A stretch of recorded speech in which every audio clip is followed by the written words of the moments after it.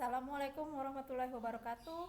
Selamat bertemu kembali pada pelajaran PPKN tentang nilai-nilai Pancasila dalam kerangka praktek penyelenggaraan negara bagian kedua. Mengenai presiden, menurut Undang-Undang Dasar 45 yang berkedudukan sebagai kepala negara, diatur dalam pasal 10 memegang kekuasaan tertinggi angkatan darat, laut, dan udara. Pasal 11 ayat 1 menyatakan perang, membuat perdamaian dan perjanjian dengan negara lain. Pasal 11 ayat 2 membuat perjanjian internasional lainnya dengan persetujuan dari DPR. Yang keempat, pasal 12, Presiden berhak menyatakan dalam keadaan bahaya. Pasal 13 ayat 1 dan 2 mengangkat duta dan konsul. Dalam mengangkat duta dan presiden ini harus memperhatikan pertimbangan DPR. Pasal 13 ayat 3 menerima penempatan duta negara lain dengan mempertimbangkan pertimbangan dari DPR. Pasal 14 ayat 1 memberi gerasi dan rehabilitasi dengan memperhatikan pertimbangan dari Mahkamah Agung. Gerasi adalah sebuah wewenang dari kepala negara dalam memberikan pengampunan terhadap hukum yang sudah dijatuhkan oleh hakim. Rehabilitasi merupakan tindakan di dalam rangka mengembalikan hak seseorang yang sudah hilang disebabkan karena keputusan hakim. Yang berikutnya, pasal 14 ayat 2 berhak memberikan amnesti dan abolisi dengan memperhatikan pertimbangan DPR.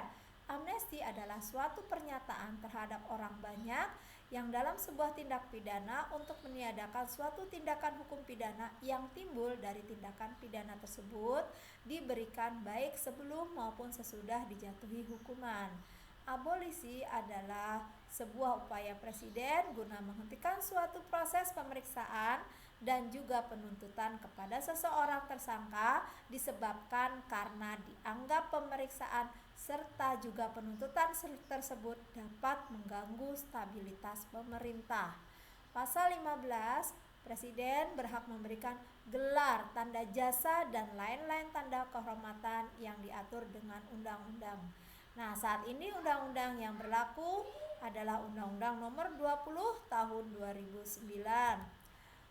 Berikutnya adalah kewenangan Presiden sebagai kepala pemerintahan. Diatur dalam Undang-Undang Dasar 45 Pasal 4 ayat 1 yaitu memegang kekuasaan pemerintahan. Pasal 5 ayat 1 mengajukan RUU kepada DPR. Pasal 5 ayat 2 menetapkan peraturan pemerintah. Pasal 11 ayat 2 membentuk suatu dewan pertimbangan yang bertugas memberi nasihat dan pertimbangan kepada Presiden. Yang kelima, pasal 17 ayat 2 mengangkat duta dan memberhentikan menteri-menteri. Pasal 20 ayat 2 dan 4 membahas dan memberi persetujuan atas RUU serta mengesahkan RUU. Pasal 22 ayat 1 menetapkan peraturan pemerintah sebagai pengganti undang-undang dalam kepentingan yang memaksa. Pasal 23 ayat 2 mengajukan RUU APBN untuk dibahas bersama DPR dengan memperhatikan pertimbangan DPD. Pasal 23F ayat 1 meresmikan keanggotaan BPK yang dipilih oleh DPR dengan memperhatikan DPD. Pasal 24A ayat 3 menetapkan hakim agung dari calon yang diusulkan oleh KY dan disetujui oleh DPR. Pasal 24B ayat 3 mengangkat dan memberhentikan anggota Komisi Yudisial dengan persetujuan DPR. 24C ayat 3 mengajukan 3 orang calon hakim konstitusi dan menetapkan 9 hakim konstitusi. Berikutnya adalah pembantu presiden. Tugas presiden sangatlah banyak dan ini tidak mungkin dikerjakan sendiri. Nah, oleh karena itu presiden dibantu oleh seorang wakil presiden dan sejumlah para menteri. Menteri-menteri diatur dalam pasal 17 ayat 1 Undang-Undang Dasar 45, pasal 17 ayat 2 dan pasal 17 ayat 3. Klasifikasi Kementerian Negara Indonesia ada 3 macam.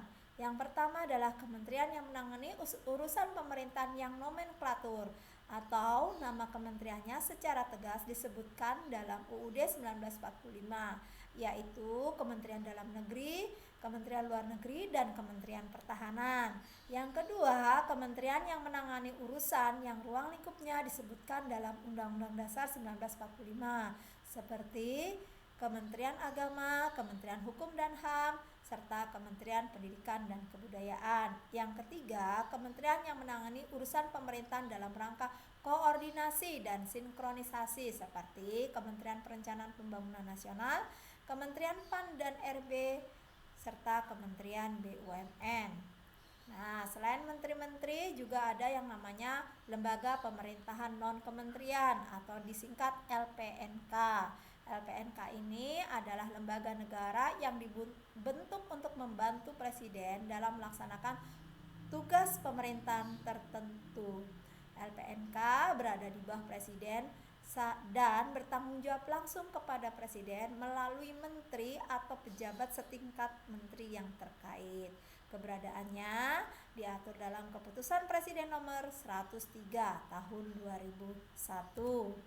Lembaga pemerintahan non-kementerian diantaranya ada ANRI, BIG, BIN, BKN, BNN, LIPI, Lemsanek, Perpustakaan Nasional, dan masih banyak lagi. Nah, yang terakhir kita akan membahas bagaimanakah nilai-nilai Pancasila dalam penyelenggaraan negara. Sistem nilai dalam Pancasila. Sistem nilai itu adalah konsep atau gagasan yang menyeluruh mengenai sesuatu yang hidup dalam pikiran seseorang atau sebagian besar anggota masyarakat tentang apa yang dianggap baik. Pancasila sebagai sistem nilai ini mengandung serangkaian nilai ketuhanan, kemanusiaan, persatuan, kerakyatan, dan keadilan. Bagaimana implementasinya atau penerapannya? Nah, dalam penerapannya, Pancasila ini mengandung tata nilai utama, yaitu satu, dimensi spiritual, yang mengandung makna bahwa Pancasila mengandung nilai-nilai keimanan dan ketakwaan terhadap Tuhan Yang Maha Esa sebagai landasan keseluruhan nilai dalam falsafah negara. Dua, dimensi kultural mengandung makna bahwa Pancasila merupakan landasan falsafah negara, pandangan hidup, dan dasar negara.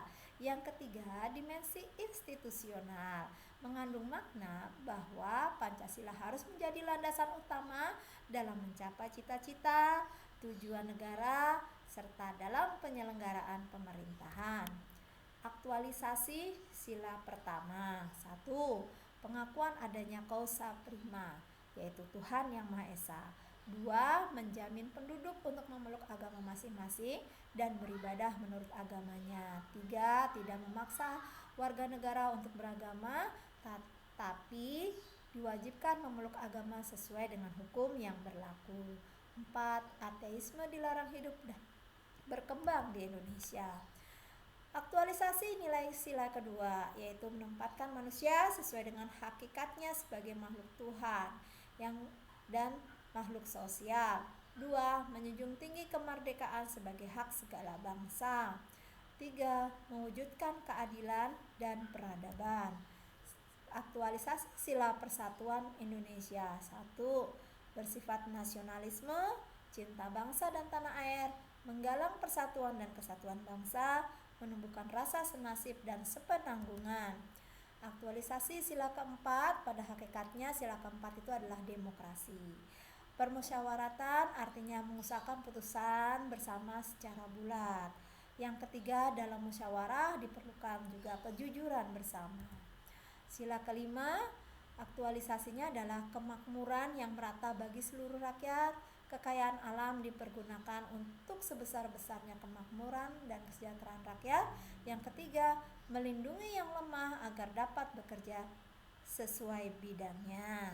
Oke, demikian tadi materi bagian 2 yang sudah Ibu sampaikan.